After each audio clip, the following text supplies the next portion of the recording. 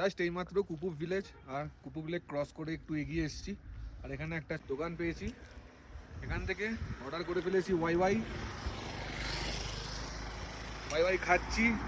আর সামনে দেখো মাউন্ট কাঞ্চনজঙ্ঘা,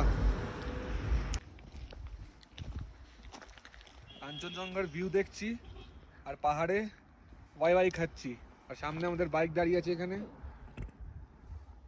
আর এরকম জাস্ট ভিউটা, মানে পাহাড় আর সাথে ওয়াই একটা আলাদাই কিন্তু কম্বিনেশন।